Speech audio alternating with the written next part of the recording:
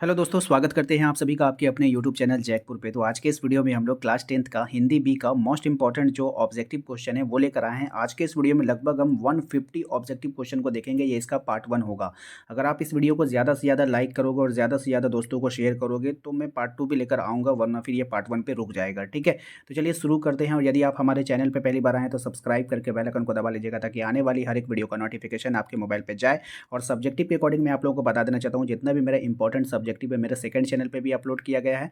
तो लिंक आपको डिस्क्रिप्शन में मिल जाएगा, वहाँ जाकर देख लीजिएगा। या नहीं और भी जितना इंपॉर्टेंट सब्जेक्टिव है मेरे व्हाट्सअप चैनल पे अपलोड कर दिया गया, तो मेरे व्हाट्सअप चैनल को भी जरूर से जरूर ज्वाइन कर लीजिएगा। तो चलिए शुरू करते हैं। यहाँ पर देखिए सुपर फास्ट रिवीजन करेंगे हम लोग। सबसे पहला सवाल में देखिए कहा जा रहा है आपसे कि किसी रेखा पर लंब गिराने के आधार कितना हो जाता है। तो आधार लंब से क्या हो जाता है, दुगना हो जाता है। नेक्स्ट है आपका, लेखक के बड़े भाई साहब किस बात के समय का दुरुपयोग करता है। तो समय की पाबंदी पर निबंध लिखने के जो 4 पन्नों से कम ना हो। ठीक है, बात समझ में आया। नेक्स्ट है आपका, लेखक कौन सा अवसर हाथ से नहीं जाने देता है। खेल कूद का। लेखक को भोजन निस्वाद क्यों लग रहा था। तो क्योंकि लेखक को कक्षा पास होने के बाद भी बड़े भाई साहब द्वारा तिरस्कार सहन करना पड़ रहा था। ठीक है, उसको उसका बेइज्जती फील हो रहा था। लेखक को किस चीज़ ने भयभीत कर दिया था। तो बड़े भाई साहब द्वारा खींचे गए पढ़ाई के भयंकर चित्र ने उसको भयभीत करके रख दिया था। ठीक है, लेखक को किस बात की हैरानी थी। तो बहुत अधिक मेहनत ना करने पर भी वो अपने दर्जे में अव्वल था। आ, ठीक है, भाई साहब का परीक्षा परिणाम कैसा रहा। तो भाई साहब फिर से फेल हो गए थे। भाई साहब क्या हो गए थे, फिर से फेल हो गए थे। लेखक और उनके बड़ी भाई साहब में कितने दर्जे का अंतर था। तो एक दर्जे का अंतर था, यानी कि एक क्लास का अंतर था।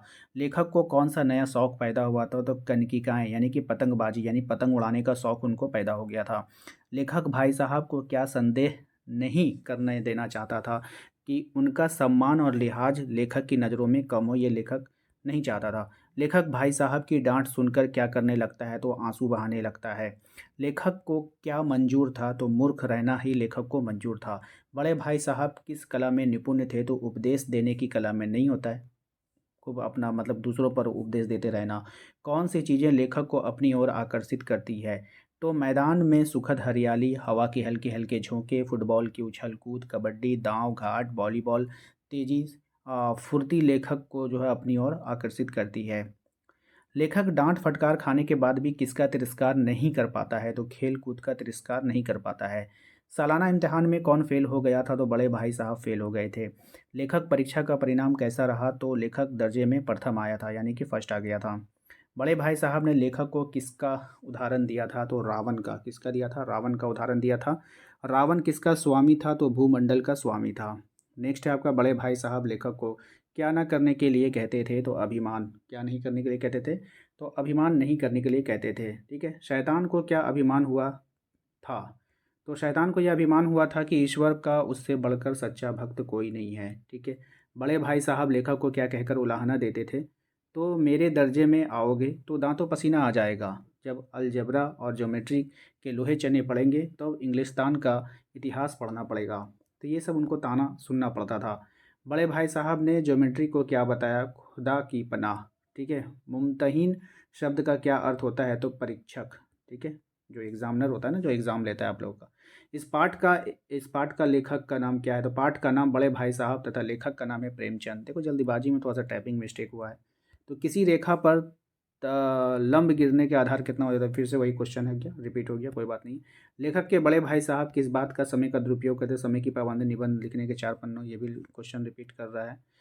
अ, खेल कूद लेखक, ये भी क्वेश्चन है। रुक जाइए, चलिए यहाँ से देखते हैं। दादा जो पैसे भेजते हैं लेखक एवं उनका भाई कितने दिन चलाता है। तो 20 से 22 दिन चलाता है, याद रखिएगा। दादाजी के कुटुंब में कुल मिलाकर कितने आदमी थे। तो 9 आदमी थे, याद रखना है आप सभी को। हेडमास्टर साहब ने एमए की पढ़ाई कहाँ से की थी। तो ऑक्सफोर्ड से की थी, याद रखिएगा। कटी हुई पतंग की डोर पकड़कर कौन दौड़ने लगा था। तो बड़े भाई साहब दौड़ने। किस दिन को अमर दिन कहा गया है। तो 26 जनवरी को अमर दिन कहा। प्रचार में कितना धन खर्चा किया गया था। तो 2000 रुपया प्रचार में खर्चा किया गया था। प्रस्तुत गद्य में कौन से स्थान की बात की जा रही है। तो कलकत्ता, जो आपको वहाँ पे दिया जाएगा ना उसमें।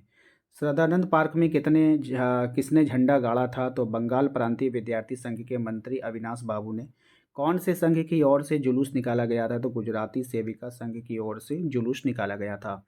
सुभाष बाबू के जुलूस का भार किस पर था? तो पूर्णोदास पर था, याद रखना है। मैदान में कितने लोगों की भीड़ जमा होने लगी थी? तो हजारों लोगों की भीड़ जमा होने लगी थी। मोनूमेंट के नीचे झंडा फहराने जाने का समय तय किया गया था 4:24 पर, याद रखना है। सुभाष बाबू जुलूस को लेकर कितने बजे आए? सुभाष बाबू वंदे मातरम बोलते हुए ठीक 4:10 पर जुलूस लेकर आए। किसके सिर में लाठियां चलने के कारण खून बह रहा था? तो क्षितिज क्षितिज चटर्जी के सर पर। सुभाष बाबू को पकड़कर कहाँ भेज दिया गया था? लाल बाजार लॉकअप में। स्टूडियो के जुलूस का नेतृत्व कौन कर रहा था? तो विमल प्रतिभा। ठीक है।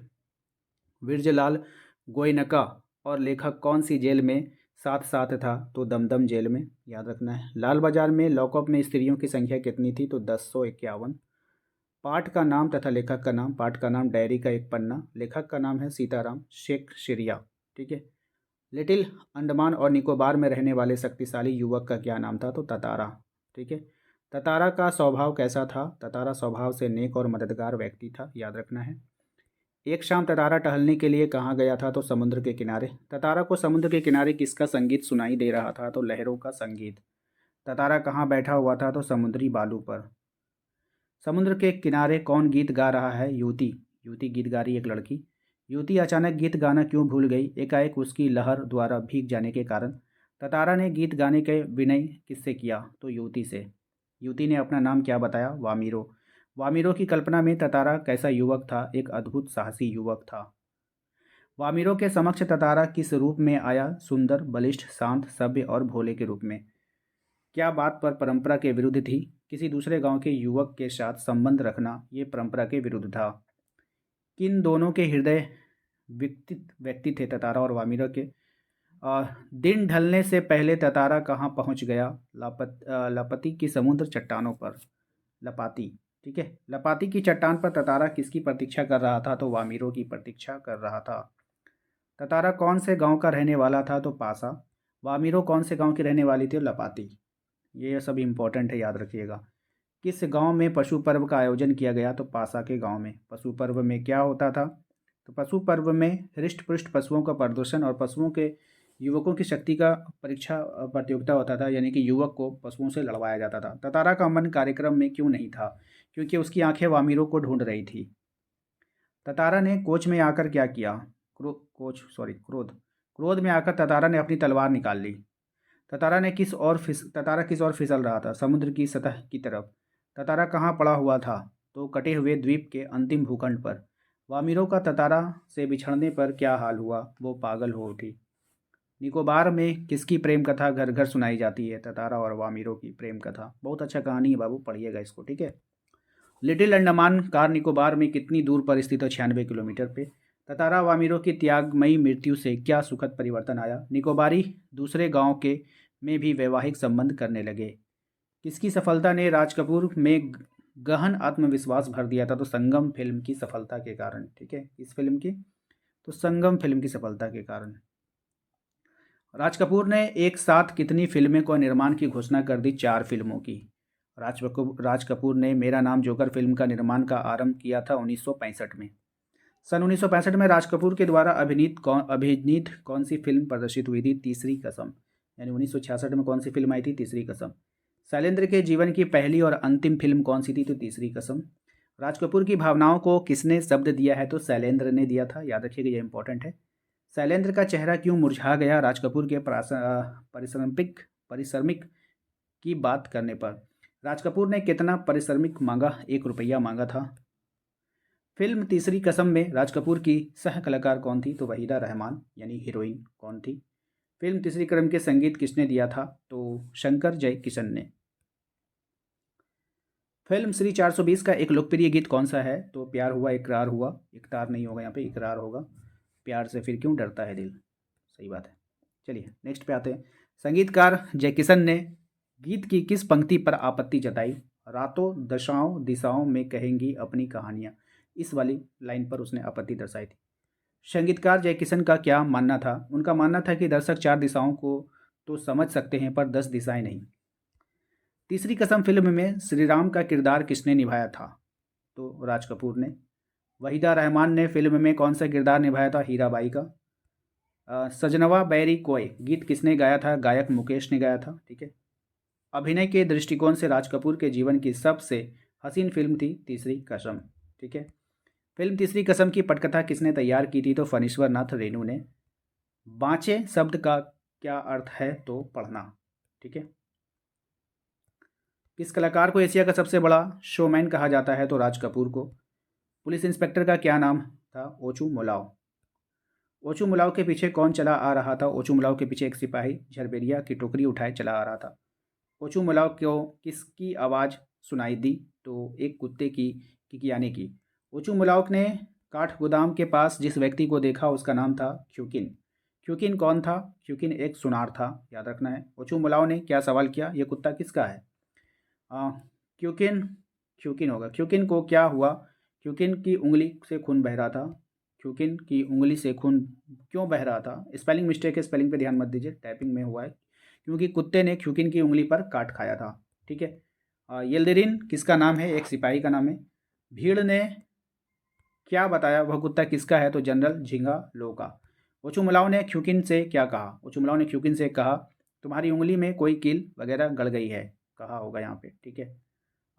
यिल्दिरिन ने क्या कहा? यिल्दिरिन ने इसने जलती सिगरेट से इस कुत्ते की नाक यूं ही जला डाली होगी हुजूर, वरना ये कुत्ता बेवकूफ़ है क्या जो इसे काट खाता? ये इतना बड़ा क्वेश्चन नहीं आएगा ऑब्जेक्टिव में। सिपाही ने जनरल के कुत्ते को कैसे बताया? तो पॉटर। क्यूकिन ने यिल्दिरिन से क्या कहा? काने की औलाद, ये कहा था। ठीक है। सिपाही ने गंभीरतापूर्वक क्या कहा? यह जनरल साहब का कुत्ता नहीं है। जनरल साहब के कुत्ते कैसे थे? तो जनरल साहब के जो सभी कुत्ते महंगे और अच्छी नस्ल के थे। ठीक है। पकड़ गया कुत्ता देखने में कैसा था? यानी पकड़ा गया कुत्ता देखने में कैसा था? भद्दा और मरियल सा था। गंभीरता से सोचते हुए सिपाही ने क्या कहा? सिपाही ने कहा कि यह जनरल साहब का ही कुत्ता है। ओछू मलाव ने कोट पहनने के लिए किसकी मदद मांगी? यल्दरिन की। कुत्ते को कहाँ ले जाने लगे कि कहा गया, कहाँ ले जाने के लिए कहा? तो जनरल साहब के पास। प्राखोर कौन था? तो जनरल साहब का बावर्ची। ओछू मलाव ने प्राखोर से क्या करने को कहा? कुत्ते की पहचान करने को कहा था। प्राखोर ने कुत्ते की कौन सी नस्ल बताई? तो बारजोयस। कौन सी नस्ल बताई थी? बारजोयस। प्राखोर ने क्या बताया कुत्ता किसका था? तो जनरल साहब के भाई का। आहलाद शब्द का क्या अर्थ होता है? तो खुशी। ठीक है। कुरान में सुलेमान किसे कहा गया है? तो बाइबल के सोलोमैन को। सुलेमान कितने वर्ष के पूर्व एक बादशाह थे? ईसा से 1025 वर्ष पूर्व। सुलेमान मानव जाति के अलावा और किसकी बोली पहचानते थे? पशु पक्षियों की। नेक्स्ट, बाइबल और दूसरे पावन ग्रंथों में किस पैगंबर का जिक्र मिलता है? तो नूह नाम पैगंबर का। नूह का असली नाम क्या था? तो लश्कर। भारत में युधिष्ठिर का अंत तक किसने साथ दिया था? तो कुत्ते ने। धरती के निर्माण में किसकी बराबरी की हिस्सेदारी है? तो पंछी, मानव, पशु, नदी, पर्वत, सबकी इत्यादि। ऑल हो जाएगा। ठीक है। पहले पूरा संसार कैसा रहता था? तो एक परिवार की जैसा। मानव जाति ने अपनी बुद्धि से क्या कर दिखाया? आपस में बड़ी बड़ी दीवारें खड़ा कर दी है। ठीक है। समंदर पीछे क्यों सिकने लगा? बढ़ती आबादी के कारण। समंदर को पीछे धकेल कर जमीन कौन हथिया रहा था? तो बिल्डर लोग थे वो लोग। एक रात काय में समुद्र ने किसे फेंक दिया था? तो 3 जहाज़ों को उठाकर फेंक दिया था। पहला जहाज़ कहाँ जाकर गिरा? वर्ली के समुद्र में। दूसरा कहाँ गिरा था? चांद्रा के कार्टर के रोड के सामने। और मुल्ला जी से पहले मोहल्ले में अजान देकर सबको सवेरे कौन जगाता है? तो मुर्गा। ठीक है। नेक्स्ट है, लेखक का मकान कहाँ था? तो ग्वालियर में। तो आज के इस वीडियो में हम लोग ने 150 ऑब्जेक्टिव क्वेश्चन को देख लिया है। अगर वीडियो अच्छा लगा है तो लाइक कर दीजिएगा, चैनल पे पहली बार आए तो सब्सक्राइब कर लीजिएगा। देखिए ये सवाल उतना इंपॉर्टेंट नहीं है, लेकिन फिर भी आप लोगों को करवा दिया गया है। एक एक वन लाइनर है, और इसके लिए आप लोग जो है आप हमारे जो भी मॉडल क्वेश्चन पेपर अपलोड किया जा रहा है ऑब्जेक्टिव का, वो देख कर जाइएगा, वो इंपॉर्टेंट है। और ये भी एक बार इस वीडियो को ज़रूर देख लीजिएगा। ठीक है।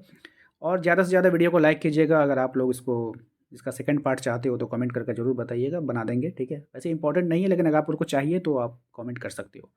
मिलते हैं हम लोग अपने अगले वीडियो में। Thank you.